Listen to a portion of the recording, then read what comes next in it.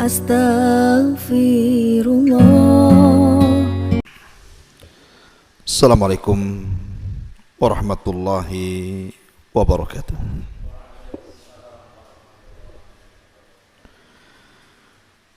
Alhamdulillah wassalatu wassalamu ala Rasulillah wa ala alihi wa sahbihi wa mawalah wa la hawla wa la quwwata illa billahi wa ba'du. Alhamdulillah, di malam hari ini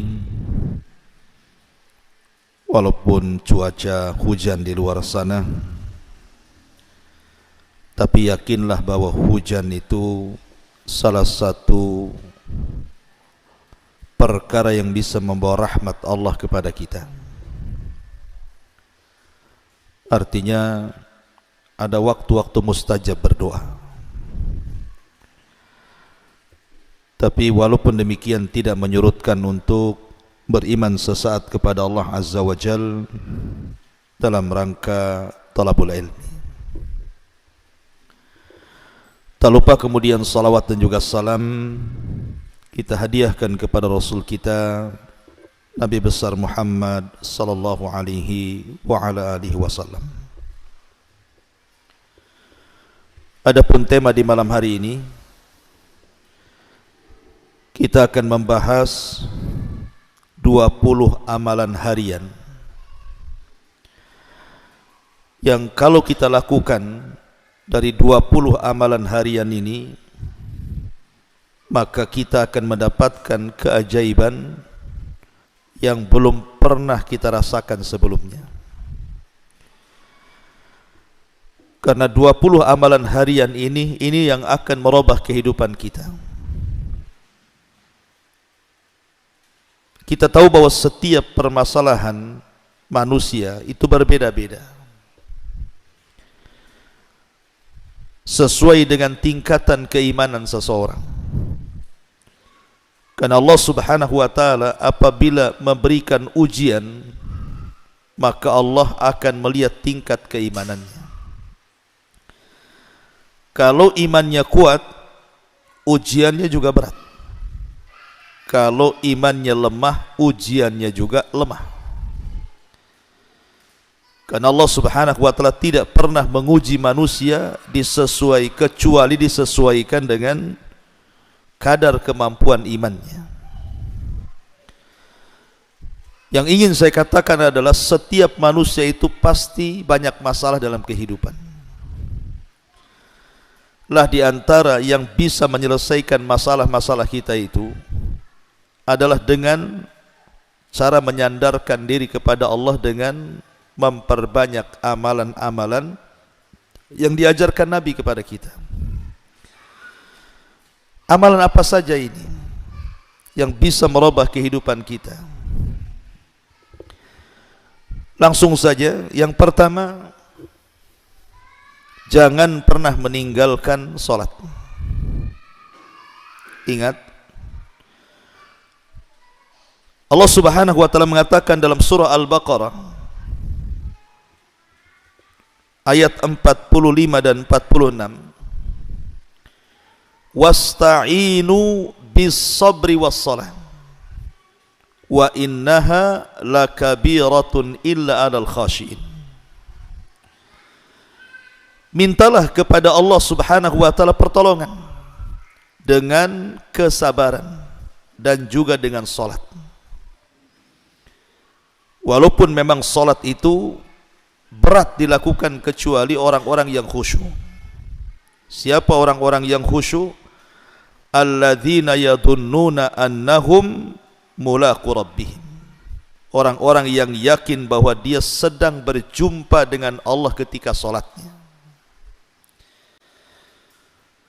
Jadi Allah Subhanahu wa ta'ala menjadikan salat itu tempat pertolongan. Jadi kalau kita ada masalah yang berat, entah masalah ekonomi, entah masalah kesehatan, entah masalah keluarga, sebutkan masalah apa saja, maka segera sholat. Karena Nabi SAW kalau ada masalah berat yang dia tidak bisa keluar dari masalah itu, Maka Nabi SAW dikisahkan, kana Nabi SAW idza hajabahul amru fazi'a ila shalah. Rasul itu kalau ada masalah berat, maka Nabi SAW langsung sholat. Langsung sholat. Kenapa Nabi SAW kalau ada masalah berat langsung sholat? Karena dia tahu hanya dalam posisi sholat itulah dia bisa mengadu kepada Allah Subhanahu wa ta'ala. Satu-satunya perjumpaan kita dengan Allah di dunia ini adalah ketika sholat. Di situ kita terjadi dialog saat sholat. Nabi SAW ketika menceritakan tentang sholat, apa kata Rasul? Allah berfirman dalam hadis qudsi bahwa aku jadikan sholat itu dua bagian, satu untukku dan satu untuk hambaku. Apabila hambaku membaca Alhamdulillahi Rabbil Alamin, maka Allah akan menjawab Hamidani Abdi. Apabila hambaku mengatakan Ar-Rahman Ar-Rahim, maka Allah menjawab Asna Alayya Abdi. Apabila hambaku membaca Maliki Yaumiddin, maka Allah Subhanahu wa ta'ala menjawab Majadani Abdi.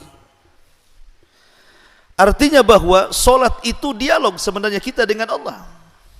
Makanya dalam surah Al-Fatihah ketika kita membaca dalam solat itu harus dibaca secara tartil ayat per ayat, karena setiap ayat ada jawabannya. Jangan membaca surah Al-Fatihah satu nafas pula dalam solat itu. Dan sunnahnya tartil ayat, satu ayat, karena ada jawabannya masalahnya. Tetapi yang ingin saya katakan adalah Nabi SAW ketika ada masalah besar langsung solat, karena Rasul tahu Nabi SAW ingin melibatkan Allah dalam masalahnya. Sebesar apapun masalah anda, kalau Allah ikut campur menyelesaikan masalahnya, tidak ada masalah besar kecuali akan diurai. Tapi sekecil apapun masalah kita, kalau Allah tidak ikut campur tangan menyelesaikannya, tidak akan pernah ada jalan keluarnya. Karena setiap masalah itu datang dari Allah, dan Allah lah yang akan menyelesaikan masalah itu. Makanya ini amalan yang pertama, jangan pernah tinggalkan sholat, terutama sholat wajib. Jangan pernah ditinggalkan. Syukur-syukur kemudian kita tambah dengan yang sunnah. Karena Nabi SAW mengatakan, wala yazalu abdi yataqarrabu ilayya bin nawafil hatta uhibbahu. Ketika seorang hamba terus menerus melaksanakan yang wajib, kemudian diselingi dengan sunnah-sunnahnya, bukan hanya solat wajib tapi juga solat sunnahnya, maka Allah katakan hatta uhibbahu, sampai akhirnya aku pun jatuh cinta dengan hamba itu. Bayangkan kalau Allah Subhanahu wa ta'ala sayang dan cinta dengan kita, tentu apapun yang kita hajatkan Allah akan kabulkan. Kayak antum lah, kalau lagi sayang dengan istri, cinta dengan istri, apapun yang diminta istri diupayakan kita kabulkan. Karena orang yang mencintai kepada orang yang dicintai pasti akan mentaati. Apalagi yang mencintai kita Allah, ikhwan. Yang mencintai Allah, yang memiliki langit dan bumi dan seluruh kekayaan yang ada di alam semesta ini, maka apapun yang kita hajatkan pasti Allah kasih itu.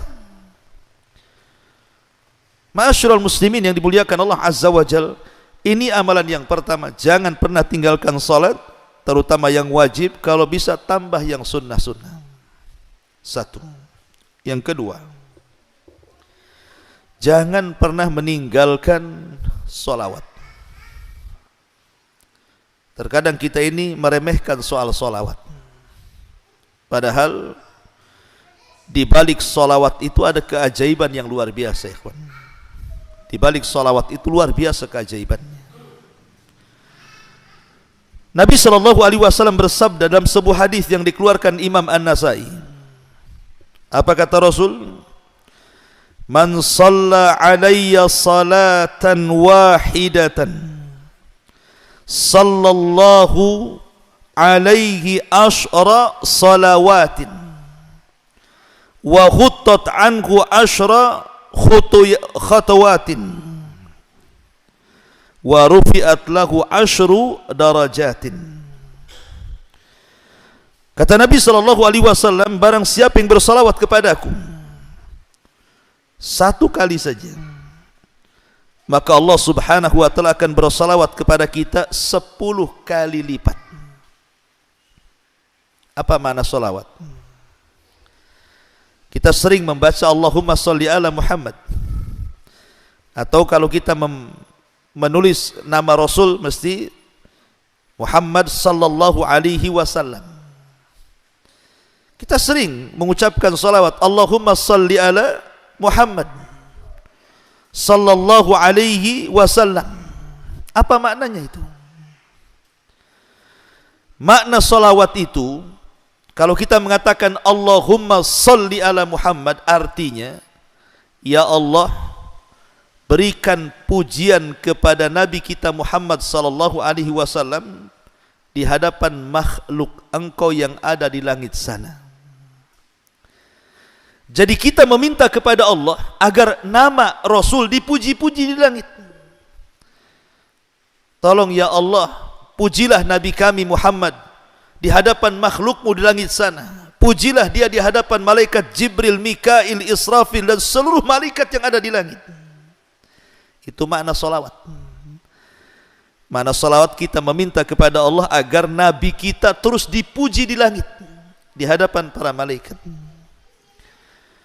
Lah kalau seandainya kata Rasul kita bersalawat 1 kali, maka Allah akan bersalawat kepada kita berapa kali? 10 kali. Nama kita akan disebut oleh Allah 10 kali di hadapan para malaikat di langit sana, di hadapan Jibril, Mikail, Israfil, malaikat pemikul arsy dan seluruh malaikat yang ada di langit. Bayangkan nama kita disebut-sebut, padahal hanya menyebut salawat 1 kali saja, tapi nama kita disebut 10 kali di hadapan malaikat. Bayangkan kalau seandainya antum bersalawat sampai 10 kali, 20 kali, 100 kali, mungkin anda sudah menjadi selebritis langit, karena nama kita akan dikenal oleh malaikat masalahnya.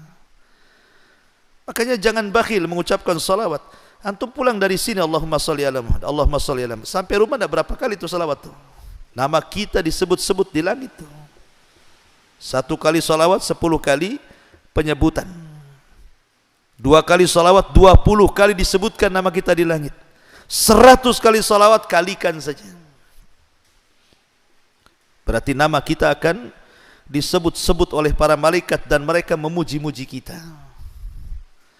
Ini makna salawat. Kemudian makna salam apa? Makna salam itu juga kita meminta kepada Allah agar Allah menyelamatkan Nabi kita. Menyelamatkan apa maksudnya? Menyelamatkan di dunia agar jasadnya jangan sampai diganggu orang kafir. Karena dahulu ada upaya pengambilan jasad Nabi. Berapa kali itu? Ada orang-orang yang berupaya membuat semacam terowongan, digali dan hampir mendekati kuburan Nabi. Tapi Allah Subhanahu wa ta'ala menyelamatkan jasad Nabi kita. Sampai hari ini tidak ada yang berhasil. Jadi kita ketika mengatakan wassalam, meminta keselamatan, maksudnya meminta keselamatan kepada Allah.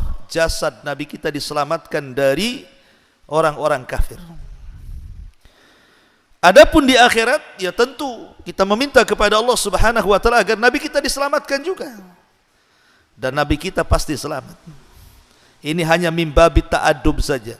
Adab kita kepada Nabi, meminta kepada Allah agar Nabi kita diselamatkan, walaupun dia sendiri penyelamat atas izin Allah Subhanahu wa ta'ala. Dia akan membawakan syafaatul uzma kepada kita. Itulah makna salawat dan juga makna salam. Karena kita kadang bersalawat tak paham pula maknanya, sehingga akhirnya kurang semangat salawatnya.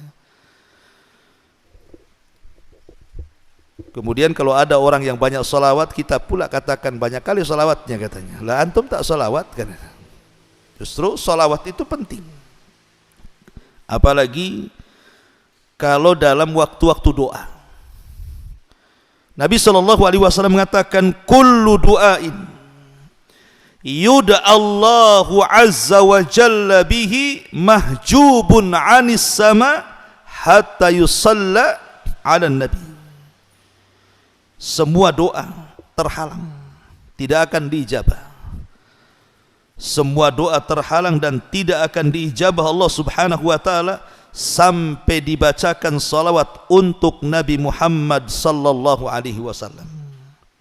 Makanya di antara adab doa, pertama memuji Allah, yang kedua bersalawat kepada Nabi sallallahu alaihi wasallam, baru kemudian meminta sesuatu kepada Allah Subhanahu wa ta'ala. Karena salawat itu salah satu pembuka pintu doa. Maka perbanyaklah salawat.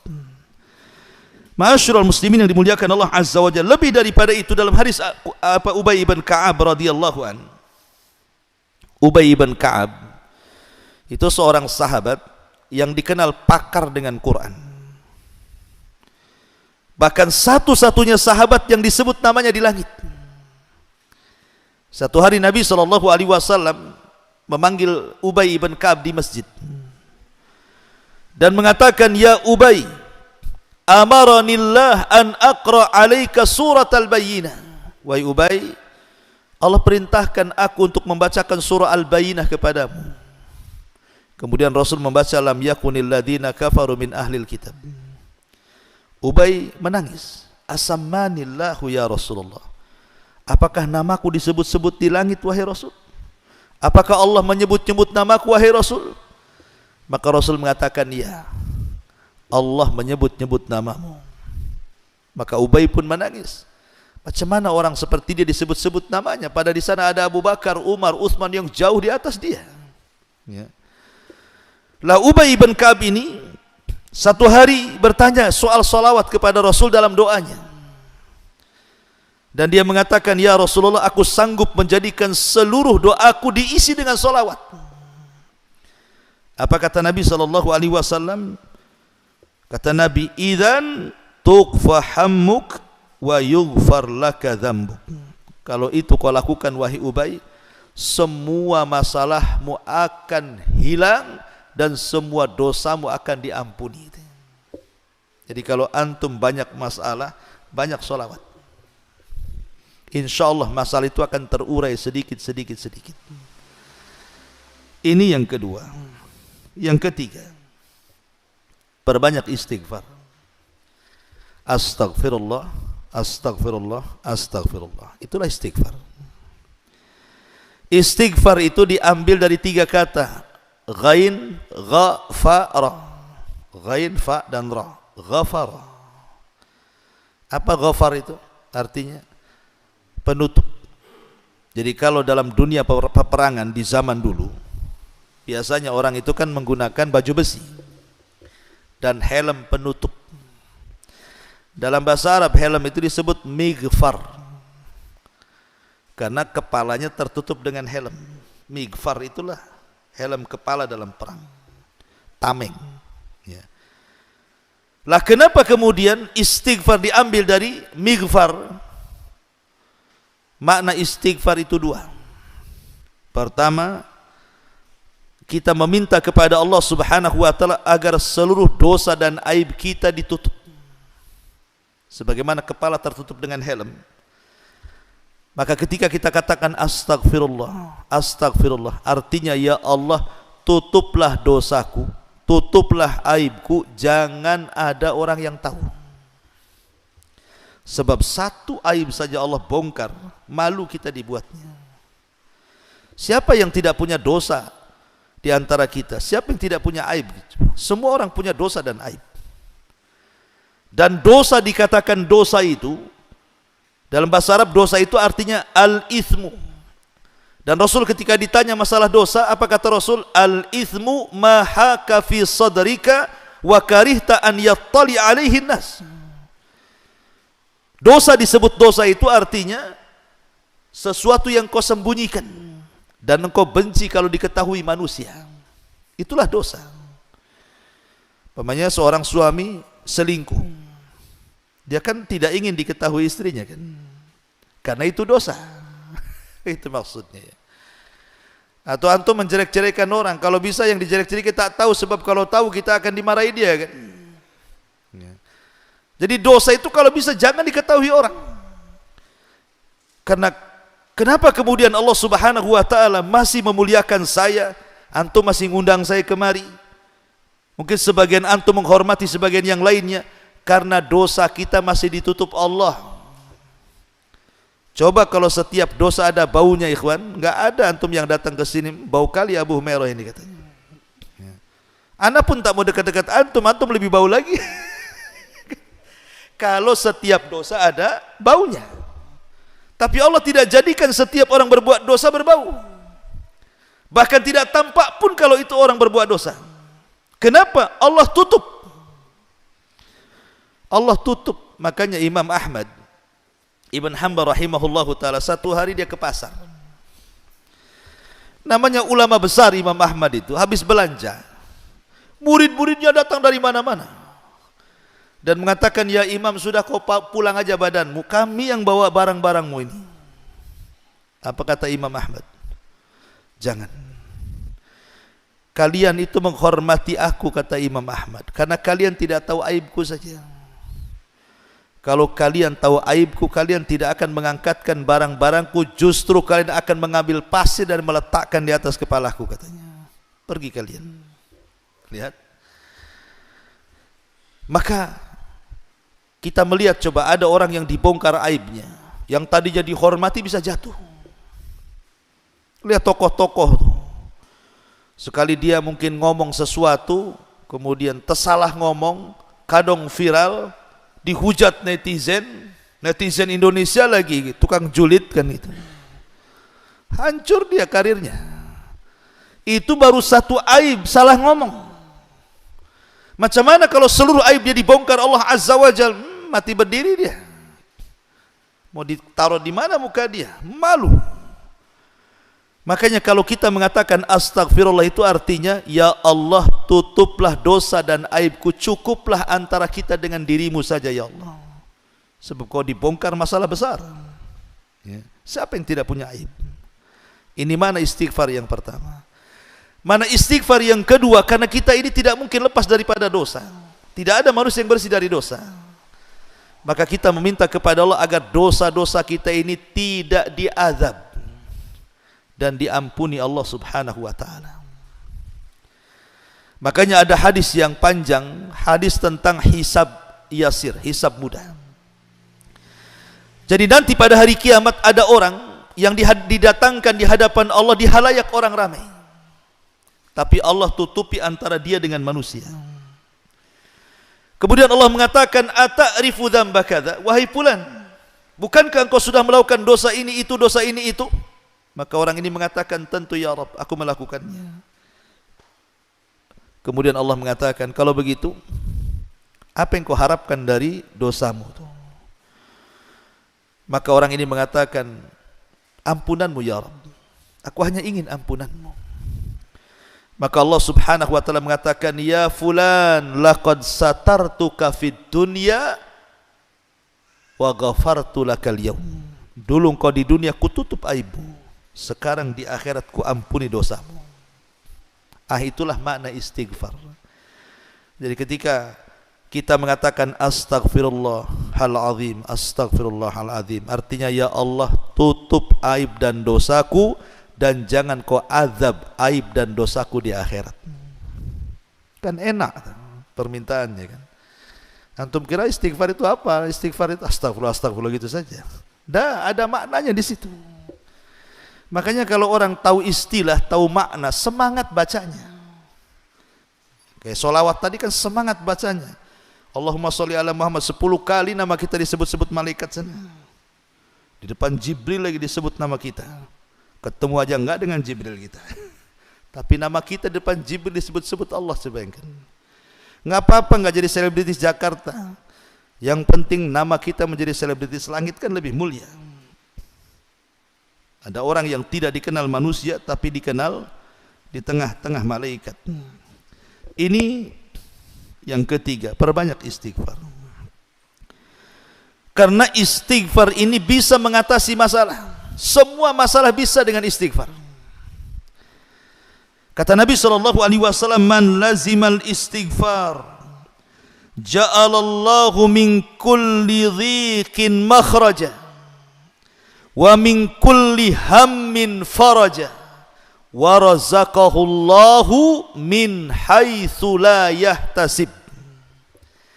Siapa yang melazimkan istighfar, astagfirullah, astagfirullah, astagfirullah, dilazimkan sama dia, maka Allah akan jadikan pada setiap kesempitannya kelapangan, pada setiap kegundahannya kebahagiaan, dan dia akan diberikan rizki dari arah yang tidak disangka-sangka. Subhanallah. Dan saya sudah alami, percaya ikhwan, karena saya pernah mengalami. Pernah satu hari ada masalah besar bagi saya itu. Rasanya tidak bisa keluar dari masalah itu, saking pusingnya. Jadi saya teringat hadis ini. Jadi saya baca dari pagi, siang, sore, malam, beberapa hari.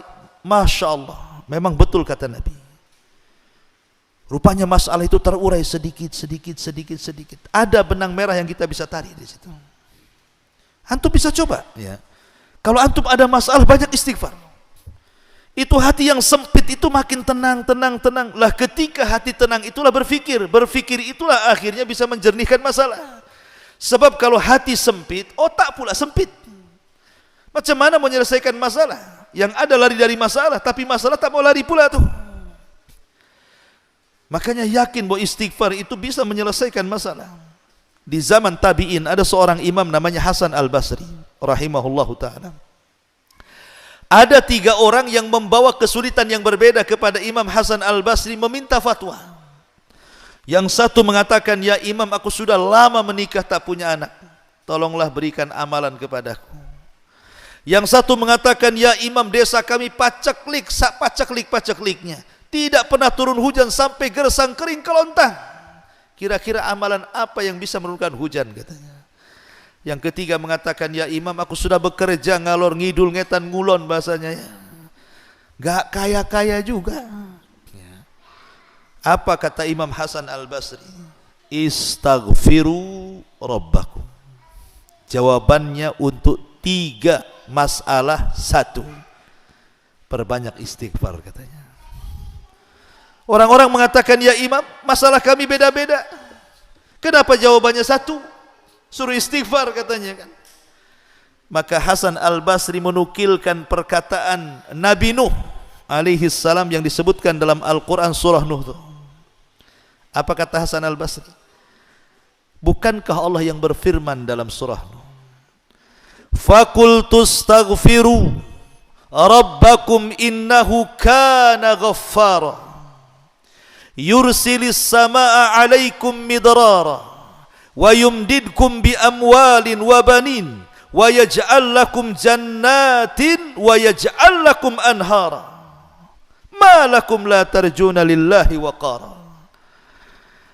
Nuh berkata kepada kaumnya, perbanyaklah istighfar, ucapkan astagfirullah, karena banyaknya kalian mengucapkan astagfirullah itu akan menjadikan apa? Yursilis sama alaikum midrara, Allah akan hujani kalian. Wa yumdidkum bi amwali wa banin, Allah akan perbanyak harta dan keturunan kalian. Wa yaj'al lakum jannatin wa yaj'al lakum anhara, Allah akan lebatkan hutan-hutan kalian dan Allah akan aliri seluruh sungai-sungai kalian. Lihat, kata Nabi Nuh, dengan memperbanyak istighfar Allah turunkan hujan, Allah perbanyak harta, Allah berikan keturunan. Itulah 3 soalan tadi kan. Ya Imam, saya lama menikah tak punya keturunan. Kata Allah dalam Quran, Allah perbanyak keturunan. Yang satu mengatakan sudah kerja sana sini kok tak kaya-kaya. Istighfar, Allah kasih banyak harta. Yang satu mengatakan, ya Imam, desa kami kering kelontang, tidak ada hujan. Istighfar, Allah turunkan hujan. 3 soalan 1 jawaban namanya. Saya teringat satu cerita syekh. Ada seorang syekh bercerita, dia punya murid. Muridnya miskin, miskin-miskinnya. Saking miskinnya kadang-kadang syekh yang kasih makan. Gak apa-apa, engkau gak usah kerja, saya kasih makan, tapi kau ngaji di sini, jadi muridku. Lama dia ngaji, tapi tak tahanlah dikasih makan syekh, dikasih ilmu, malu. Sementara dia punya keluarga, dia ingin bantu. Akhirnya sudah beberapa tahun dia resign, dia minta sama syekhnya diizinkan untuk keluar mencari pekerjaan. Akhirnya pergi dia. Adalah sekitar 5-6 tahun atau 7 tahun tidak pernah berjumpa dengan syekh ini. Tiba-tiba kemudian satu hari dia bawa mobil yang sangat mahal sekali harganya, datang bertandang kepada gurunya syekhnya ini. Syekhnya kaget, disangka dia rental. Ini mobil siapa? Rental di mana? Katanya. Enak saja, ini mobilku lah syekh, katanya. Katanya udah 7 tahun kan. Ini baru 1 katanya. Di rumah ada lagi. Kagetlah saya ini. Cemana kok bisa banyak mobilnya itu, di fotokopi apa? Akhirnya dia cerita bahwa dia sudah kaya. Dia ingin bersedekah kepada syekhnya. Jadi syekh ini kan heran. Ini anak murid dia itu tak punya skill kerja. Sudah hilang 7 tahun, 8 tahun, tiba-tiba pulang sudah kaya. Jadi kata syekh ini, apa rahasiamu katanya? Kenapa kau jadi kaya sekarang? Maka dia bercerita, ketika aku keluar dari majelis ini syekh katanya, aku pun pusing kerja, sana kerja susah, sini kerja susah. Aku teringat dengan hadis tentang keutamaan istighfar. Sambil mencari kerja, sambil terus berusaha, setiap hari aku mengucapkan istighfar itu 10.000 kali. 10.000 kali, cemana ngitungnya tuh? Setiap hari 10.000 kali. Astagfirullah, astagfirullah. Sambil cari kerjaan. Tidak kurang dari setahun katanya, tiba-tiba Allah mudahkan semuanya. Ini kisah nyata, ya. Seorang syekh bercerita, cobalah Ustaz, tahun depan masih miskin, udah takdirnya mungkin antum miskin tuh. Gitu. Tapi bukan, kita walaupun tidak ada cerita kayak gini ikhwan, yakin hadis Nabi itu tidak mungkin. Enggak mungkin, mustahil, pasti yakin. Kita harus yakin lah kan. Nabi yang ngomong kok. Dan Allah yang punya kekayaan, kenapa mesti takut?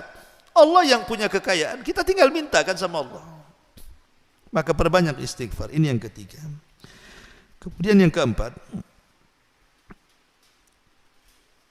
jangan tinggalkan solat duha.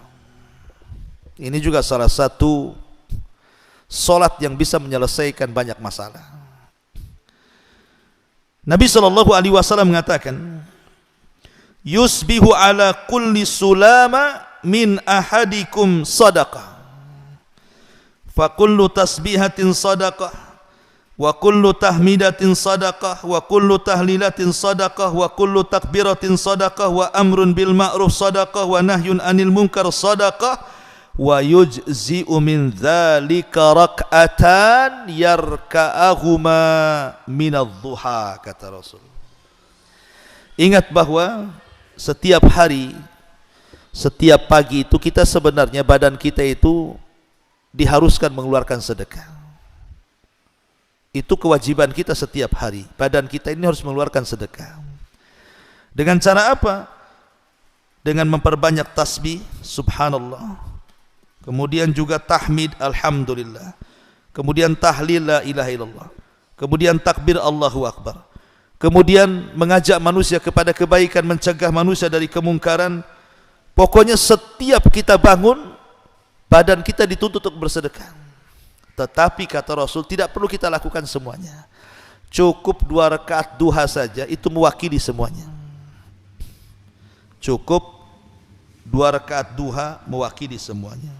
Ikhwan, seafdal-afdalnya salat duha jam berapa? Ketika anak unta berlarian karena kepanasan.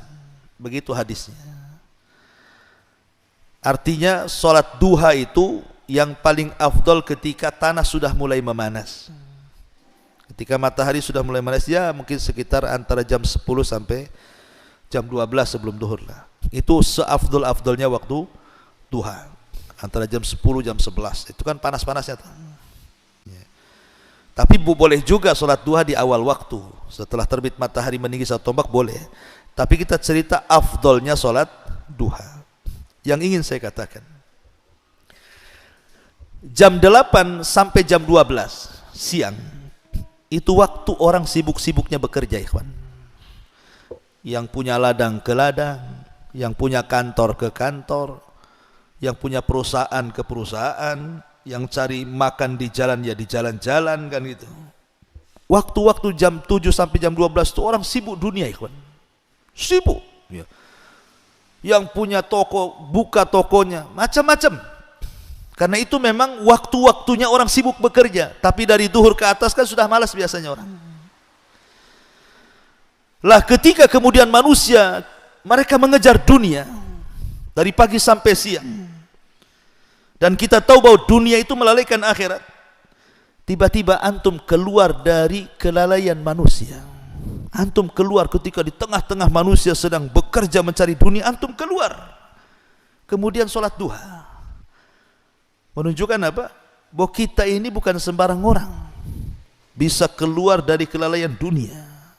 Di saat manusia mengejar dunia, antum pula mengejar akhirat. Kan terbalik tuh arahnya. Ya. Makanya Imam Ibnul Qayyim sampai membuat kaidah.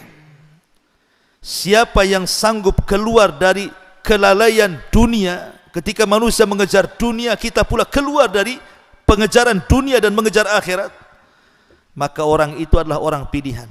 Dan orang itu adalah orang awabin, orang-orang yang betul-betul ingin kembali kepada Allah. Makanya solat duha ada yang memberi nama sebagai solat awabin. Solatnya orang-orang yang taubat. Solatnya orang-orang yang berserah diri, itulah solat duha. Dan Nabi SAW mengatakan dalam sebuah hadis, apa kata Nabi SAW dalam hadis Abi Dzar Al-Ghifari radhiyallahu an, Ibna Adam irka'li min awwalin nahar arba'a raka'atin aqfika akhirahu. Wahai anak Adam, kata Allah dalam hadis kursi, rukulah untukku, maksudnya solatlah duha untukku di awal siang, cukup 4 rakaat, maka dalam satu hari kucukupkan kehidupanmu. Makanya kalau orang dulu biasanya mengistilahkan kalau ingin dimudahkan rizkinya jangan tinggalkan duha, kan itu ya. Ya, memang ada riwayatnya. Ini riwayatnya. Hadis kursi. Aqfika akhirahu, aku cukupkan sampai akhir sore. Jadi kalau kita mamanya solat duha, kemudian setelah solat duha kita berusaha, maka Allah akan cukupkan kehidupan kita. Ini kan solusi ini. Ya. Makanya bagi orang-orang yang banyak masalah, masalah ekonomi, masalah pekerjaan, masalah apapun, jangan tinggalkan duha. Insya Allah kita akan tahu akibatnya nanti. Ini yang keempat. Yang kelima, salat malam, tahajud, qiyamul lail. Beda qiyamul lail dengan salat malam. Kalau qiyamul lail itu artinya menghidupkan malam. Menghidupkan malam kan tidak harus salat. Berwudu, antum mamanya bangun tidur berwudu, itu antum berarti qiyamul lail. Walaupun hanya berwudu, berzikir, baca Quran, tafakur, merenung gitu ya. Itu namanya qiyamul lail, menghidupkan malam. Tapi kalau tahajud itu disebut salat malam. Ya, tahajud. Tentu kalau kita bisa menggabungkan semuanya lebih baik lagi. Tapi ingat bahwa tahajud ini adalah solat yang luar biasa. Kenapa? Karena solat ini satu-satunya solat yang akan terhindar dari riya, sum'ah dan takabur. Satu-satunya solat antum terhindar dari semua jenis syirik, hanya tahajud. Macam mana mau riya sama siapa bangun malam-malam? Gelap-gelap lagi solatnya. Siapa yang mau nampak sama kita? Kecuali antum live kayak gini, ya, Allahu Akbar, TikTok pula antum nyalain, kan? Atau Instagram, atau Facebook, apa maksudnya? Enggak Ustaz, saya nyontohkan teman-teman. Itu bahasa halusnya. Padahal mau riya tuh. Kita ini susah ya, gara-gara handphone ini akhirnya ibadah kita habis. Coba. Pengen umroh, contoh aja umroh ya kan. Udah mau berangkat selfie, saya sudah di bandara katanya. Kan ya? Nanti di pesawat selfie lagi, alhamdulillah sudah di pesawat. Turun selfie lagi. Sampai di Mekah selfie lagi. Ketemu unta, selfie sama unta. Coba seperti itu. Ya. Kan repot jadinya. Jadi ibadah mulia sudah ngabisin duit coba ya. Hilang, nggak ada apa-apa. Gara-gara handphone itu. Ya nggak seru Ustaz kalau orang nggak tahu saya umroh ya nggak tahu. Ya memang harusnya seperti itu, ibadah itu disembunyikan kan. Kalau bisa jangan cari travel di sini. Kalau orang sini cari travelnya di Batam sana. Promosi. Jadi orang sini tidak tahu kalau antum umroh kan. Tahu-tahu botak saja. Kata orang sini, kenapa dibotak? Tak adalah gatal kepala kan gitu. Jadi orang nggak tahu kalau kita habis umroh kan. Ini enggak. Sengaja pakai pakaian ihramnya dibawa ke masjid pula coba. Subhanallah. Memang handphone ini buat masalah. Tapi solat ini, solat malam, itu solat yang luar biasa. Kenapa? Tidak ada riya di situ. Kalau betul-betul mau menghindar riya itu mungkin. Karena orang lagi tidur, tiba-tiba kemudian kita terbangun kemudian solat malam, apa enggak luar biasa tuh? Ditambah-tambah kalau itu memang dilakukan di sepertiga malam akhir, maka ada hadis Nabi SAW mengatakan, yanzilu rabbuna ila sama'id dunya fi kulli thuluthil laylil akhir wa dhalika kulla laylatin. Faqala Allah azza wa jal, man yad'uni fa astajibalah wa man yas'aluni fa utiyah wa man yastaghfiruni fa aghfira lahu. Allah mengatakan, Rasul mengatakan, Allah itu turun pada sepertiga malam akhir. Turun sesuai dengan kemuliaannya, keagungannya. Tidak sama dengan makhluknya.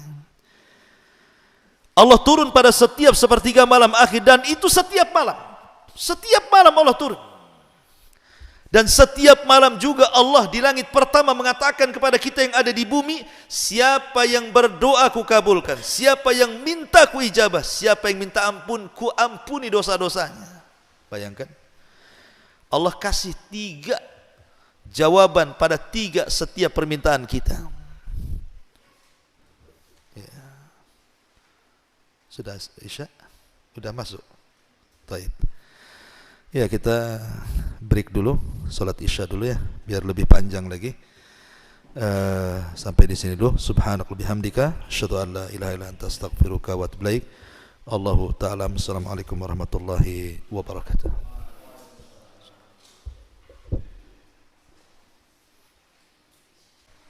Alhamdulillah wassalatu wassalamu ala Rasulillah wa ala alihi wa sahbihi wa mawalah wa la hawla wa la quwata illa billahi wa ba'du.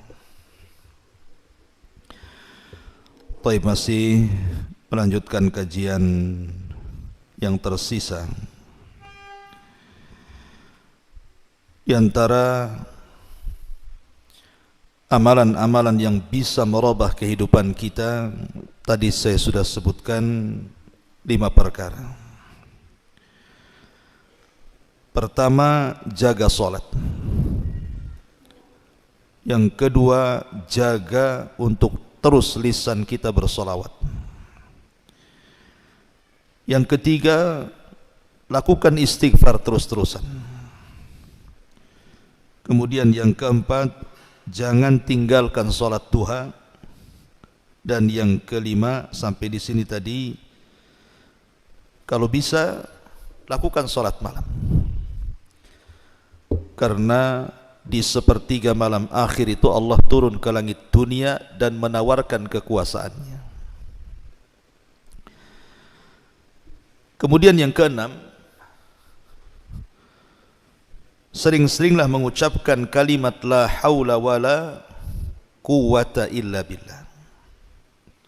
Tidak ada daya dan kekuatan kecuali hanya milik Allah Subhanahu wa ta'ala.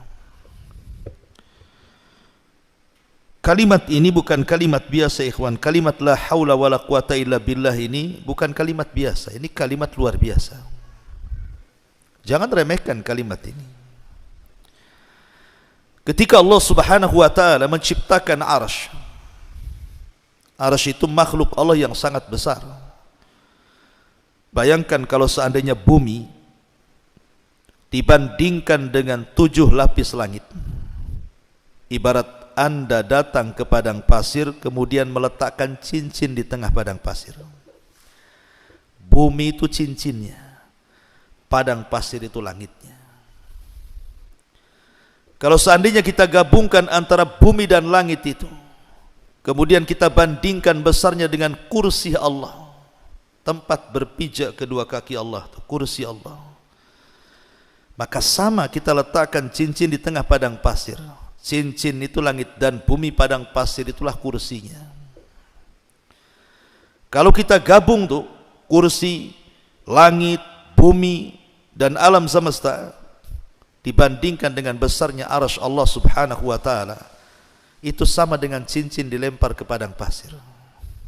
Cincin itu ya semua makhluknya, padang pasir itulah arsy-nya. Bagaimana yang menciptakannya? Allahu Akbar. Allah lebih besar dibandingkan makhluk-makhluknya. Artinya bahwa seluruh alam semesta ini diliputi oleh arsy. Karena itu makhluk yang paling besar kan. Dan itulah makhluk yang pertama kali Allah ciptakan. Lah ketika Allah Subhanahu wa taala menciptakan arsy, setelah itu Allah menciptakan apa lagi? Allah ciptakan para malaikat pemikulnya yang disebut dengan hamalatul arsy. Dan Allah menyebutkan jumlahnya berapa? 8. Pemikul arsy itu 8 malaikat. Lah satu hari Nabi SAW diizinkan Allah Subhanahu wa taala untuk mensifati malaikat pemikul arsy. Apa kata Rasulullah? Besarnya malaikat pemikul arsy itu, kakinya, kaki malaikat itu menjulang ke bawah sampai ke dasar bumi. Kemudian badannya menjulang ke atas sampai melintasi langit pertama, kedua, ketiga, sampai keempat, sampai ke kursi, sampai ke sidratil muntaha, sampai ke sorga. Baru setelah sorga, kedua tanduknya memikul arsy Allah Subhanahu wa taala.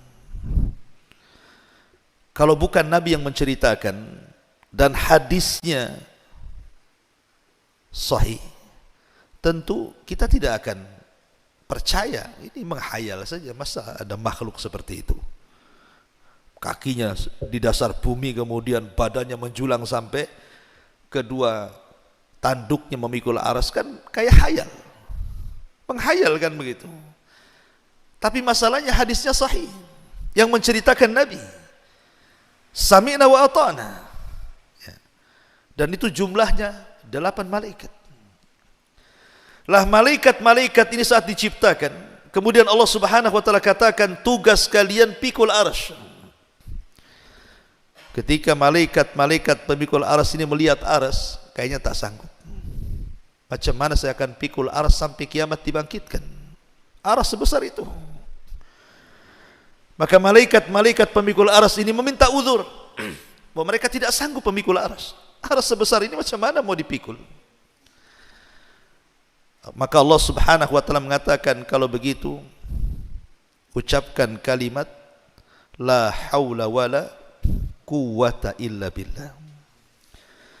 Akhirnya kemudian para malaikat pemikul arsy ini mengucapkan kalimat la haula wala quwata illa billah. Subhanallah, setelah mereka mengucapkan kalimat ini, Allah berikan kekuatan dan mereka pun sanggup memikul arsy sampai hari ini, bahkan sampai kiamat dibangkitkan. Dari sini kata para ulama, lihat kalimat la haula wala quwata illa billah ini bisa menjadikan malaikat lemah menjadi kuat. Bahkan ada sebagian para ulama beristimbat, kalimat ini bisa menjadikan kita kuat. Jadi orang yang sakit, ya, mungkin dia sudah ke dokter, sudah ke sana kemari mencari perobatan, cobalah banyak-banyak mengucapkan kalimat la haula wala quwata illa billah. Siapa tahu. Dan jangan coba-coba, artinya yakin bahwa kalimat ini malaikat saja diberikan kekuatan. Berarti kita yang lemah, entah lemah apa saja, coba perbanyak kalimat la haula wala quwata illa. Mudah-mudahan dengan kalimat ini mendatangkan kekuatan bagi kita. Bagi yang kita yang terpuruk ekonominya, susah bangkit, perbanyak la haula wala quwata illa billah. Karena tidak ada daya dan kekuatan kecuali milik Allah kan. Bagi yang terpuruk kesehatannya, bagi yang terpuruk ekonominya, bagi banyak masalah gitu ya, coba perbanyak kalimat ini terus ya. Insyaallah biidznillah. Karena Nabi SAW pernah mengatakan dalam sebuah hadis yang sahih. Apa kata Nabi SAW? Kata Nabi SAW, ala adulluka ala kanzin min kunuzil jannah. Maukah aku tunjukkan kepada kalian dari simpanan-simpanan sorga? Maka sahabat mengatakan, tentu wahai Rasul. Maka Rasul mengatakan, katakan la haula wala quwata illa billah. Tidak ada daya dan kekuatan kecuali milik Allah. Itulah kanzun min kunuzil jannah. Itulah simpanan di simpanan sorga. Karena orang yang mengucapkan kalimat ini, setan aja nggak akan sanggup melawan kita. Apa kata Rasul ketika menganjurkan kita untuk membaca kalimat ini setiap kita keluar rumah? Dalam sebuah hadis dari Anas bin Malik radhiyallahu an, kata Nabi SAW, idza kharaja min baitihi, apabila seseorang keluar dari rumahnya, faqala, dan dia mengatakan bismillahi tawakkaltu ala Allah la haula wala quwata illa billah. Bismillah, dengan menyebut nama Allah, aku tawakal kepada Allah dan tidak ada daya dan kekuatan kecuali milik Allah. Apa kata Rasul? Orang seperti ini kufita wa hudita wa wufita. Engkau akan dicukupi, engkau akan diberikan petunjuk, engkau akan dijaga satu hari ini. Kemudian setan yang hendak mengganggunya tiba-tiba menyingkir. Kemudian teman-teman setan mengatakan, kenapa kau tidak ganggu dia? Maka setan yang akan mengganggunya mengatakan, kaifa laka birajulin qad kufiya wa hudiya wa ufiya. Celaka engkau, macam mana aku akan ganggu orang itu sementara orang itu sudah dicukupi Allah, sudah diberikan hidayah oleh Allah, sudah dijaga Allah, aku tidak bisa mengganggunya. Makanya kalau kita membaca la haula wala quwata illa billah dari rumah pagi-pagi ini, antum keluar rumah, entah kerja, entah ke pasar, entah ke kebun, entah kemana, terserahlah, katakan bismillahi tawakkaltu ala Allah la haula wala quwata illa billah. Maka selama satu hari itu tidak akan ada setan yang datang ke kita, tidak ada orang hasad yang hasad kepada kita, tidak ada orang dengki yang dengki kepada kita, tidak ada orang yang menghantar sihir yang hendak menyihir kita, tidak ada setan yang hendak mengganggu kita ya. Lah ini kan kekuatan luar biasa. Berarti satu hari itu kita dicukupi oleh Allah, dijaga oleh Allah, bahkan diberikan petunjuk oleh Allah Azza wa Jalla. Tuh terkadang kalimat-kalimat seperti ini, ikhwan, kalau orang tahu makna dan paham kan enak tuh, kita amalkan ya. Ma'asyiral muslimin yang dimuliakan Allah Azza wa Jalla, karena ini salah satu solusi hidup masalahnya. Kalau kita banyak masalah, penyakit dan lain sebagainya, maka perbanyaklah haula wala quwata illa billah. Antum kasih ijazah lah biasanya. Kalau ada saudara sakit gitu ya, bisiki saja, perbanyak kalimat la haula wala quwata illa billah, insyaallah sembuh. Tahu-tahu besoknya mati, ya sudah takdirnya. Gimana udah takdir Allah kan? Kita ini ngasih sebab saja kan itu ya. Ma'asyiral muslimin yang dimuliakan Allah Subhanahu wa taala. Kemudian yang nomor 7, perbanyak kalimat tasbih. Subhanallah, subhanallah, tasbih ya. Disebutkan dalam hadis Nabi sallallahu alaihi wasallam, man qala subhanallah wa bihamdihi fi yaumin mi'ata marratin khuttat khatayahu wa in kana mithla zabadil bahri. Barang siapa yang mengucapkan subhanallah wa bihamdihi, subhanallah wa bihamdihi berapa kali? 100 kali dalam satu hari, maka Allah akan hapuskan dosanya walaupun jumlah dosanya sebanyak buih yang ada di lautan. Subhanallah. Siapa yang bisa menghitung buih di lautan? Tidak ada yang bisa. Seandainya kita punya dosa lo sebanyak itu, dengan mengucapkan subhanallah bihamdi 100 kali dalam sehari, Allah hapuskan dosa-dosa kita. Tentu yang dimaksud di sini dosa kecil. Kalau dosa besar kan tidak bisa digempur dengan tasbih, hanya bisa digempur dengan taubatan nasuha. Tetapi ikhwatu fiddin muliakan Allah azza wa jal, kalimat subhanallah itu kan kalimat ringan kan, semua orang bisa mengucapkannya. Bahkan Rasul yang mengatakan kalimat ini kalimat ringan. Apa kata Rasul? Kalimatani khafifatani ala lisani thaqilatani fil mizani habibatani ala rahmani subhanallah wa bihamdihi subhanallahil azim. Kata Rasul, dua kalimat ringan di lisan, berat dalam timbangan, dicintai Ar-Rahman, subhanallah wa bihamdihi subhanallahil azim. Lihat, memberatkan timbangan. Ada seorang syekh bercerita, jadi ada seorang kakek, udah usia ya mungkin 80-90 tahun itu usianya, orang awam, tapi suka ke masjid kakek ini. Entah apa yang mengilhami hatinya, tiba-tiba habis sholat wajib, entah sholat asar atau sholat maghrib gitu ya, tiba-tiba dia mendekat ke imam sholat itu. Imam ini pun kaget karena tidak pernah ada jamaah yang datang bertanya. Kata Pak Imam, ada apa kek? Kata kakek ini begini, Pak Imam, saya ingin tanya, saya kan sudah tua, kasihlah amalan untuk saya, supaya dengan amalan itu aku bisa mendawamkannya dan aku bisa ajak orang lain untuk mengamalkannya. Terdiamlah sang imam ini, tapi akhirnya imam ini ingat hadis ini. Kata imam ini gini kek, saya ingat hadis Nabi, kalimatani khafifatani ala lisani thaqilatani fil mizani habibatani ala rahmani subhanallah wa bihamdihi subhanallahil azim. Baca kek ya, kata Rasul, dua kalimat ringan di lisan tapi berat lo dalam timbangan, dicintai Allah lagi. Ucapkan subhanallah wa bihamdihi subhanallahil azim. Dihafal sama kakek ini, keluar dari masjid ya. Setiap ketemu orang di jalan di stop sama dia, sini. Nabi bersabda dua kalimat ringan di lisan, berat dalam timbangan, dicintai Ar-Rahman. Katakan subhanallah wa bihamdihi subhanallahil azim. Setiap ketemu orang dia ngomong begitu. Masuk pasar, teriak di pasar, hei orang pasar, dua kalimat ringan di lisan, dicintai Ar-Rahman, berat dalam timbangan, katakan subhanallah wa bihamdihi subhanallahil azim. Pokoknya semuanya, keluarganya dikumpulkan. Subhanallah, coba bayangkan. Satu hari kakek ini koma, sakit, udah tua. Sampai satu pekan dia nggak sadar-sadar. Ketika sadar, keluarganya senang, dipegangnya tangan kakek ini. Mulailah kakek ini berkata kepada keluarganya, aina dokter?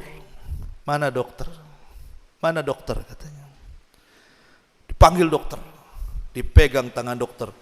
Dok, Nabi bersabda dua kalimat ringan di lisan, berat dalam timbangan, dicintai Ar-Rahman. Jangan lupa dok, subhanallah wa bihamdihi subhanallahil azim. Habis itu dia mati. Kakek ini mati dalam ucapan subhanallah wa bihamdihi subhanallahil azim.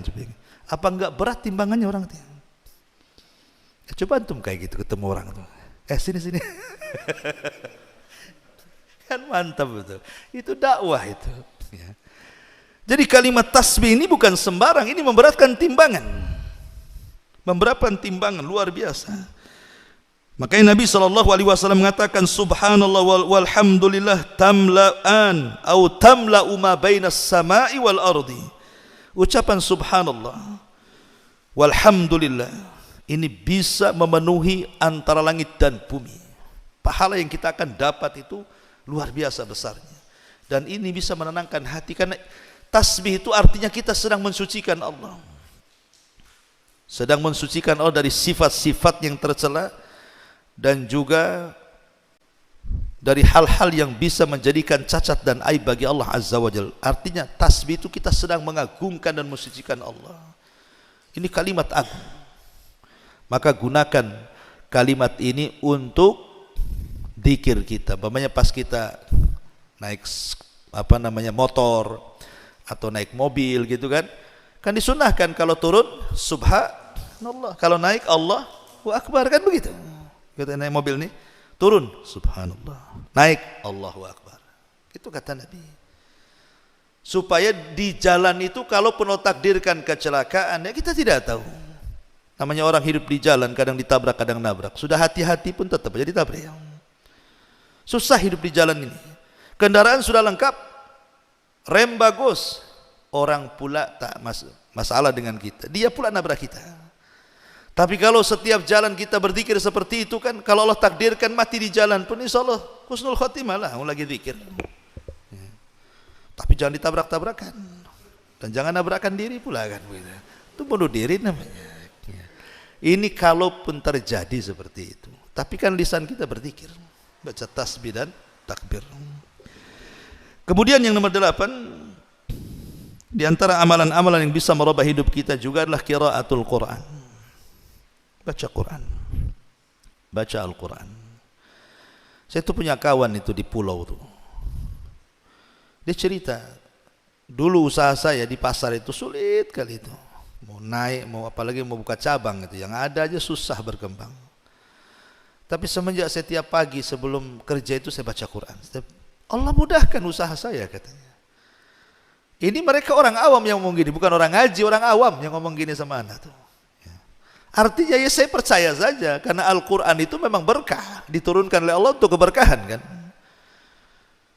Dan Al-Quran sendiri adalah syifa bagi obat.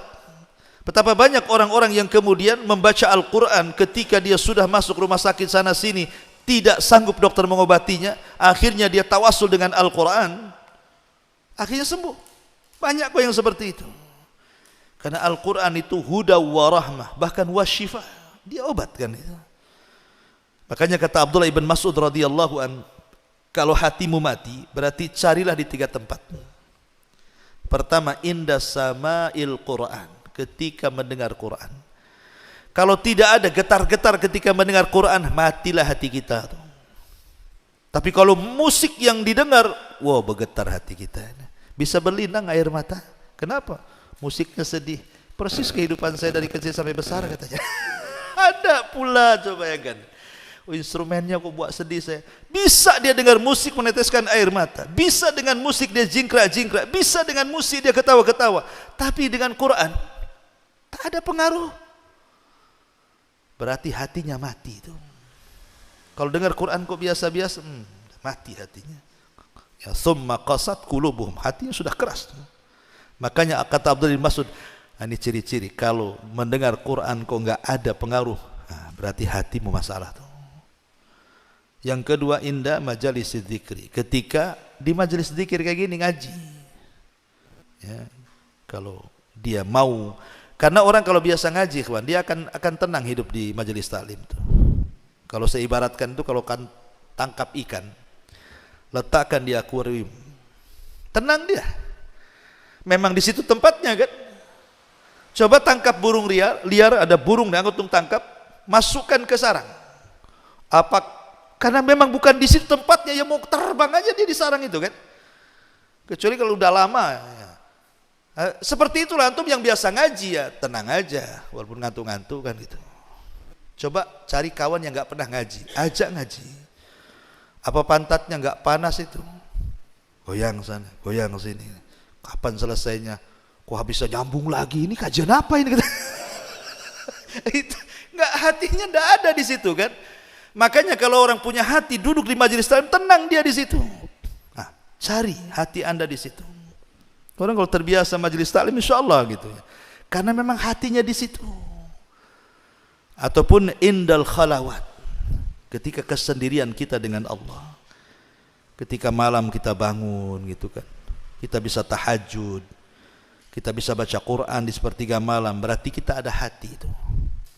Tapi kalau bangun kencing tidur lagi, dan itu setiap hari seperti itu, tidak bisa kita bangun malam untuk hanya sekedar berzikir saja, berarti hatinya mati itu. Kata Abdullah bin Mas'ud, kalau di 3 tempat ini tidak berpengaruh, mati hati kalian. Harus diperbaiki. Ma'asyiral muslimin yang dimuliakan Allah Azza wa Jalla. Jadi baca Quran ini luar biasa. Karena jangankan kita ya, Quran ini kalau dibacakan ke gunung-gunung, bahkan ke langit dan ke bumi itu, mereka bisa bergetar. Allah mengatakan apa? Inna aradnal amanata 'alas samawati wal ardi wal jibal fa abaina an yahmilnaha wa ashfaqna minha wa hamalaha al insan. Kami sodorkan amanah Quran ini kepada langit, bumi dan gunung, semua menolaknya karena tahu beratnya. Tapi manusia memegangnya. Artinya ada pengaruh Quran ini kepada langit, bumi dan alam semesta. Bayangkan bangsa jin ketika Nabi SAW pulang dari Taif. Kan Rasul semenjak meninggal Abu Talib, meninggal Khadijah, itu tidak ada backing dakwah. Karena kenapa orang-orang Quraisy tidak berani menyentuh Nabi? Karena ada 2 orang ini. Pertama Abu Talib karena pemimpin Arab, yang kedua Khadijah karena wanita mulia, masih menghargai. Tapi ketika dua-duanya meninggal dalam tahun yang sama, yang disebut dengan Amul Hazni, tahun kesedihan, Rasul sudah nggak bisa berdakwah di Mekah, diancam mau dibunuh, dan diancam oleh 18 kabilah, macam-macam kami bunuh. Terpaksa Rasul harus hijrah, mencari areal baru untuk berdakwah. Dia kepikir ke Taif, berangkat dia ke Taif. Sampai di Taif, bukannya diterima penduduk Taif, lebih parah dibandingkan Mekah. Baru datang aja dilempari. Sampai Rasul harus lari 1 mil, dilempari batu, bayangkan. Akhirnya dia sembunyi dengan budaknya. Siapa budaknya? Zaid ibn Harithah, di kebun Mughirah, kebun kurma perbatasan Taif dan Mekah. Mau masuk Mekah tidak bisa, kembali ke Taif dilempari. Akhirnya di kebun kurma itu Nabi SAW sholat subuh. Lah ketika sholat fajar itulah tiba-tiba ada 7 atau 8 jin dari Nasibin, jin-jin dari Yaman, nyasar ke situ, ke kebun kurma Mughirah itu. Ketika Nabi SAW sedang sholat membaca Quran, jin-jin ini mendengarnya. Subhanallah, sekali dengar, jin-jin ini beriman kepada Allah Azza wa Jalla. Dari sini turun ayat surah jin, Qul uhiya ilayya annahu istama'u nafarun minal jinni faqalu inna sami'na qur'anan ajaba. Qul uhiya ilayya annahu istama'a nafarun minal jin. Telah diwahyukan kepadaku bahwa ada sekelompok jin yang mendengarkan Al-Quran. Setelah mendengarkan Al-Quran, qalu sami'na qur'anan ajaba. Kami mendengar Quran ini sangat takjub. Aman, Nabi kami beriman, katanya. Subhanallah, jin sekali mendengar Quran langsung beriman. Terkadang jin lebih baik daripada manusia kan. Coba antum datang ke orang kafir, bacakan Quran, beriman gak? Yang ada di marah-marah, apa kamu baca-baca Quran di sini? Bahkan Quran bisa mengusir jin kan. Kalau orang ruqyah tuh bacakan Quran, hilang. Tapi saya pikir baca Quran itu, tadinya saya pikir jin aja yang lari. Orang pun bisa lari kalau dibacakan Quran. Coba antum ke pasar, banyak orang kumpul-kumpul preman, antum baca Quran di situ, apa gak bubar tuh? Oh, rupanya bisa ngusir orang juga Quran tuh. Ma'asyiral muslimin yang dimuliakan Allah Azza wa Jalla, intinya bahwa jangan tinggalkan Quran. Quran itu obat segala sesuatu. Kemudian yang nomor 9, jangan lupakan membaca ayat kursi. Ayat kursi ini jangan dianggap remeh. Ini ayat yang paling mulia dalam Al-Quran. 30 juz, bayangkan Quran itu. Kalau cerita surat, tidak ada surat yang paling mulia melebihi surah Al-Fatihah. Tapi kalau cerita ayat, tidak ada ayat yang paling mulia dalam Al-Quran melebihi ayat kursi. Melebihi ayat kursi. Ajaib, luar biasa. Kalau kita membedah tafsirnya itu, ayat kursi ini semua bicara tauhid dari awal sampai akhir. Keagungan, tauhid, kemuliaan dan begitu seterusnya. Bahkan nama dan sifat bagi Allah diulang-ulang dalam ayat ini. Lah ayat ini, satu hari Abu Hurairah radhiyallahu an ditugasi Rasul untuk menjaga pembendaraan zakat di bulan Ramadan. Jadi Abu Hurairah suruh jaga tuh malam-malam kan ngepul zakat, zakat fitrah, zakat mal, pokoknya zakat lah bulan Ramadan kan. Lah Abu Hurairah itu jaga tuh pembendaharaan zakatnya, gudangnya. Tiba-tiba ada pencuri, mencuri beras, mencuri gandum atau kurma lah pokoknya kan, tidak banyak. Dikejar sama Abu Hurairah, pencuri ini ketangkap pula. Tiba-tiba kata pencuri ini, ya Abu Hurairah, aku dengar engkau ini baik, suka bagi-bagi zakat, kau dipercaya Nabi, tolonglah bebaskan aku. Aku kan belum dapat jatah, keluarga lapar, aku juga lapar, aku dia orang susah, keluarga orang susah. Biarkan aku ngambil ini, katanya. Akhirnya Abu Hurairah kasihan, dilepas. Besoknya lagi nyuri lagi, dia lagi yang ketangkap. Kemarin kau sudah ngambil, kenapa ngambil lagi? Iya, kurang, ini begini sampai 3 kali. Kata Abu Hurairah, ini ketiga kali tidak mungkinlah pencuri dilepas. Ayo kita menghadap Nabi. Kata pencuri ini gini saja Abu Hurairah, bagaimana kalau ku ajarkan beberapa kalimat? Setelah ku ajarkan beberapa kalimat, lepas diriku. Kata Abu Hurairah, apa kalimat itu?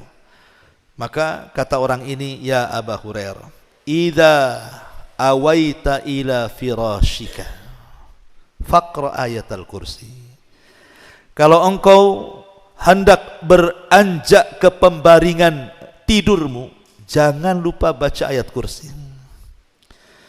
Kemudian kata orang ini, dia mengatakan, fa innahu lan yazalu ma'aka minallah hafizun wa la yaqrabuka syaitanun hatta tusbiha. Kalau engkau baca ayat kursi ini kemudian kau tidur, maka selama tidurmu Allah jaga, enggak ada yang berani mendekatimu. Tidak setan, tidak binatang, tidak ada yang berani mendekatimu. Dan engkau tidak akan diganggu setan sampai subuh. Akhirnya orang ini pergi, dilepas oleh Abu Hurairah. Esok harinya dia bercerita kepada Nabi. Rupanya Nabi sudah tahu. Nah itulah wahyu. Abu Hurairah, semalam kau tangkap pencuri, kenapa kau lepas? Katanya. Loh, kok Nabi tahu? Kata Abu Hurairah, iya wahai Rasul, masalahnya dia ngajarkan ayat kursi. Kalau saya baca sebelum tidur, saya akan dijaga Allah, setan tidak akan dekat-dekat, katanya. Kata Rasul, Abu Hurairah, yang ngajari semalam kamu itu kamu tahu enggak siapa? Kata Abu Hurairah, enggak tahu.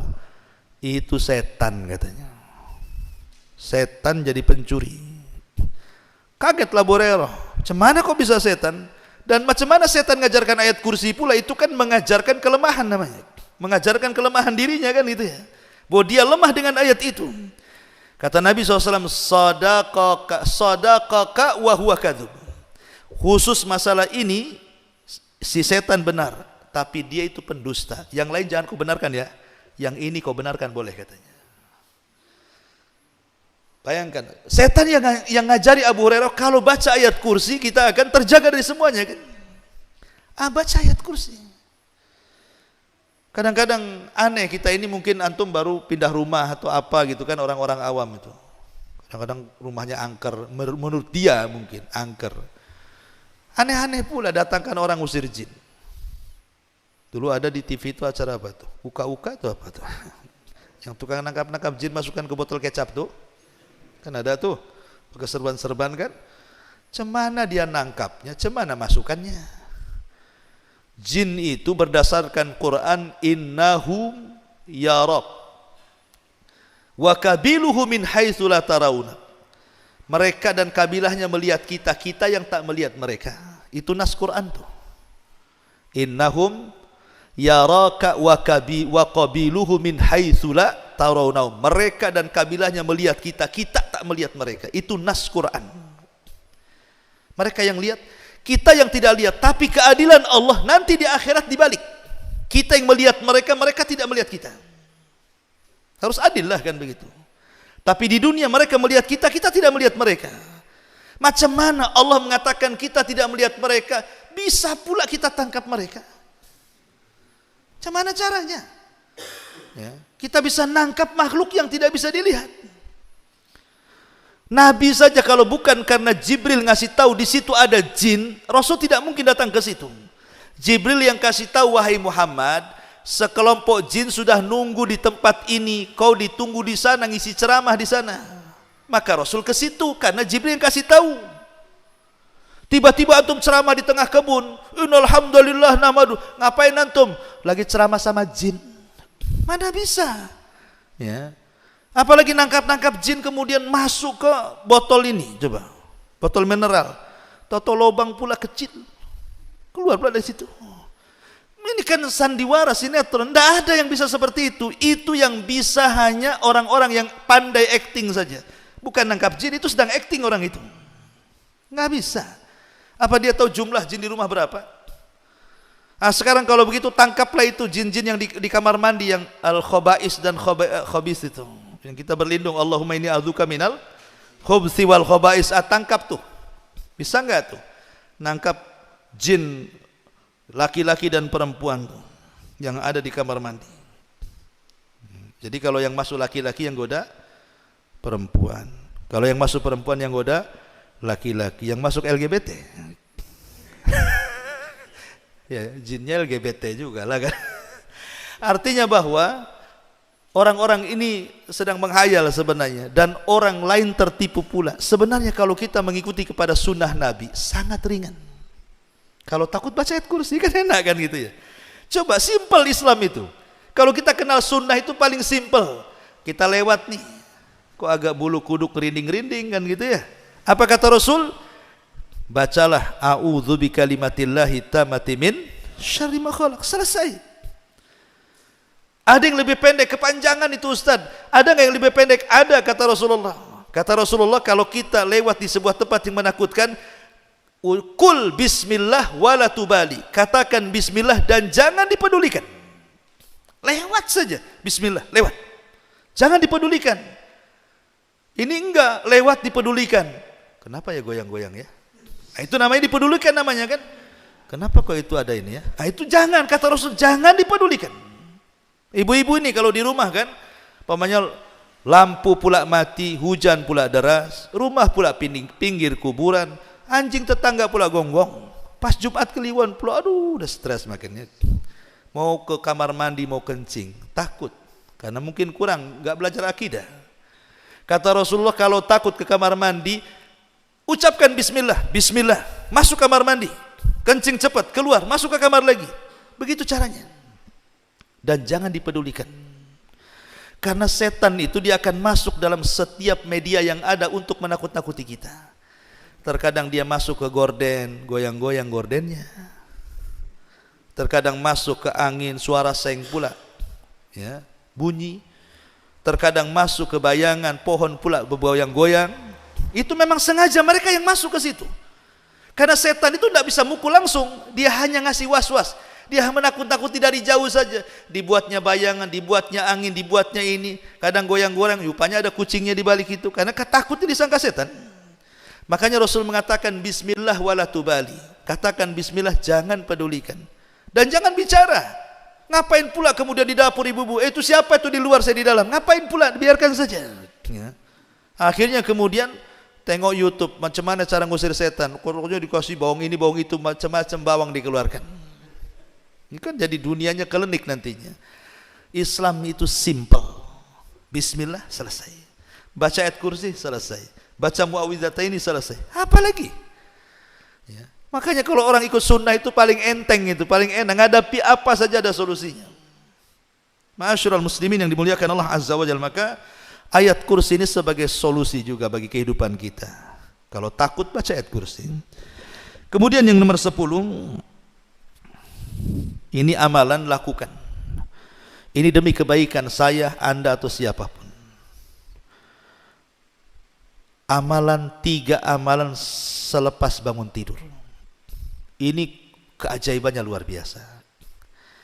Nabi SAW mengatakan dalam sebuah hadis, ya'kidu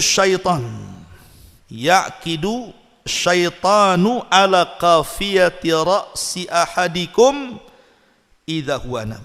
thalatha uqadin. Alaika lailun tawilun farqud. Kata Nabi SAW, setiap kita tidur, saya, anda, siapapun, pasti didatangi setan. Untuk apa setan datang ke kita? Mengikat tengkuk kita 3 ikatan. Dan di sini ada dalil bahwa setan itu tidak akan mampu menguasai ubun-ubun. Setan itu hanya bisa menguasai tengkuk.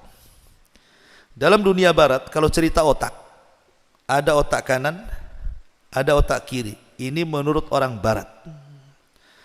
Tapi menurut Al-Quran, otak itu cuma 2. Otak depan dan otak belakang. Otak depan disebut ubun-ubun, nasiyah. Dan otak belakang disebut tengku, qafiyah. Setan tidak bisa menguasai ubun-ubun manusia. Setan itu hanya bisa menguasai otak belakang yang disebut dengan qafiyah, atau bahasa kita tengku. Di sinilah setan akan menguasai kita. Dengan cara apa? Diikat 3 ikatan setiap tidur kita. Dan setiap kemudian setan mengikat itu, maka setan akan membacakan mantra. Mantranya apa? Lailun tawilun farqud. Tidur, malam masih panjang. Itu mantranya. Padahal sudah dekat-dekat subuh tuh. Ya. Diikat lagi. Udah azan subuh tuh. Kasih mantra lagi. Tidur, tidurlah. Malam masih panjang, pada dari jam 6 tuh. Ya. Diikat lagi. Nah, gitu juga mantranya. Mantranya sederhana. Tidur, tidur. Itu saja mantranya setan. Ya tidur dia. Tahu-tahu sudah matahari sudah terbit. Lihat bagaimana setan itu supaya kita keluar dari waktu yang sangat istimewa. Makanya kata Nabi SAW, kalau kita bangun di sepertiga malam, 1 jam sebelum subuh, apa yang harus kita lakukan? Fa idza staiqadha fadzakarallah. Kalau kita bangun, anggaplah jam 4 atau jam 3, kemudian kita ingat Allah, berzikir setelah bangun daripada tidur, alhamdulillahilladzi ba'dam ahyana ba'dama amatana wa ilaihi nusyur. Hilang 1 ikatan. Kemudian kita beranjak dari tempat tidur, langsung ambil wudu, hilang 2 ikatan. Kemudian setelah kita berwudu langsung sholat, entah sholat tahajud atau sholat subuh, hilang 3 ikatan. Apa yang terjadi? Kata Nabi SAW, kalau ini terjadi, fa asbaha nasyitan tayyiban nafsi wa illa asbaha khabisan nafsi kaslan. Kalau antum melakukan seperti itu, bangun jam 4, berzikir, berwudu, sholat, maka setelah subuh jiwa kita akan dibersihkan Allah, sehingga kita tidak akan mengalami masalah-masalah yang kelam 1 hari itu, dan kita akan semangat hidup dan tahu apa yang ditatap ke depan. Tapi kalau tidak dilakukan, bablas subuhnya, nggak sholat sama sekali, maka jiwanya akan diburukkan dan akan didatangkan berbagai macam masalah yang ia tidak tahu dari mana masalah itu datang. Tahu-tahu ada masalah aja banyak, kan masalah jadinya. Makanya ikhwan, kalau orang itu sholat malam ya, bangun tengah malam sholat malam, walaupun umpamanya 3 jam dia sholat malam, tetapi kemudian ngantuk-ngantuk habis subuh itu, hidupnya semangat, tidak loyo kan. Tapi ada orang yang anggaplah tidur jam 1, bangun jam 9 gitu kan, itu rasanya badan tuh sakit-sakit itu, masih lemes, masih ngantuan, padahal sudah lama dia tidur kan. Lah disitulah letaknya kenapa Nabi SAW mengajarkan kepada kita, kalau hidup kita ingin terarah, lakukan 3 perkara. Berzikir setelah bangun dari tidur, berwudu, sholat. Saya nggak bisa bayangkan coba orang yang nggak pernah sholat subuh, sementara setiap malam setan ikat 3 ikatan. Itu kalau 10 hari tak sholat subuh, 3 ikatan kali 10 udah berapa tuh? Apa nggak ruwet itu di tengkuknya ikatan setan tuh? Cemana dia berpikirnya coba. Nah ini kalau ingin menatap hidup, lakukan ini. Ma'asyiral muslimin yang dimuliakan Allah Subhanahu wa taala, ya waktu 8:30. Masih banyak sebenarnya ya, tapi tidak apa-apalah ya, insyaallah kita kajian di lain kesempatan. Kayaknya malam ini tidak ada tanya jawab nih ya, 8:30 karena ada keperluan. Subhanaka bihamdika asyhadu an la ilaha illa anta astaghfiruka wa atubu ilaik. Allahu ta'ala alam. Assalamualaikum warahmatullahi